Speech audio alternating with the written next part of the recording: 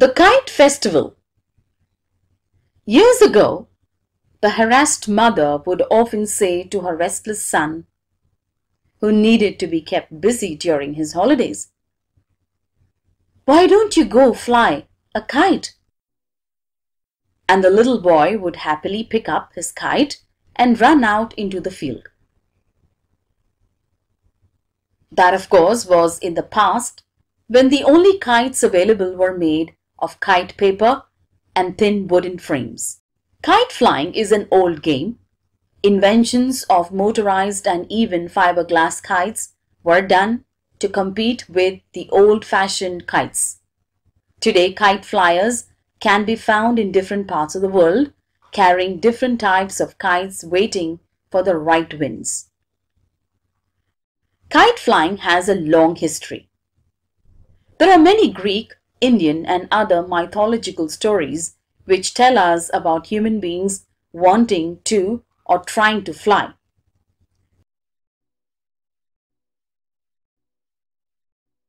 This desire of humans and their imagination probably led to the invention of kites. The box kites, designed more than 100 years ago, later inspired to create power-driven aeroplanes.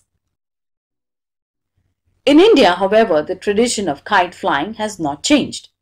Be it during the coming of spring, which is celebrated as Basant, or during the festival of Makarsankranti, people of all ages go out into the open to try their luck with their kites. In towns and cities, terraces and rooftops are often used for this traditional sport. In Gujarat, Makarsankranti is Kite Flying Day. Traditionally celebrated on January 13th or 14th, it is a holiday when people meet outdoors to cut each other's kites. This day also coincides with the festival of Uttarayan, when the sun is set to begin its journey to the northern hemisphere.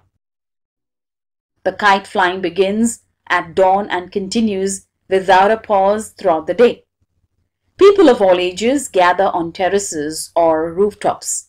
Friends, neighbors, even total strangers compete with one another, and cries of triumph rend the air when someone cuts the line of a rival. There is music in the air and traditional delicacies are especially prepared for the day. The International Kite Festival at Ahmedabad, organized by the Gujarat State Tourism Corporation, is held either at the Sardar Patel Stadium or the Police Stadium. This popular festival attracts international kite flyers who demonstrate their skills in flying exotic kites and local champions as well. Little Indian paper kites compete with those from Japan, USA, UK and other countries. Excited spectators watch in awe as marvelous shapes such as eagles and snakes soar into the skies.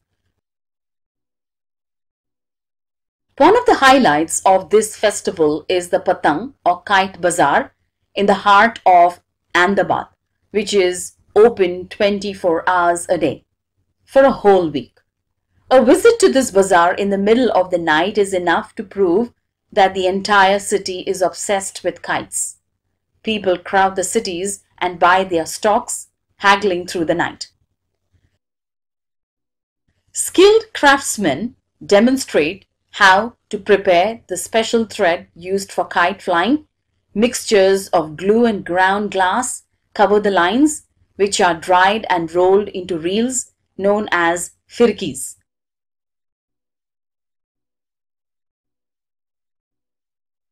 These lines are so sharp that carelessly used, they can cut a finger. The excitement does not end with nightfall. Now it is the time for illuminated box kites, often strung on one line, to be launched into the sky. Called tukals, they add a grand beauty to the dark sky and compete with the brilliance of the stars.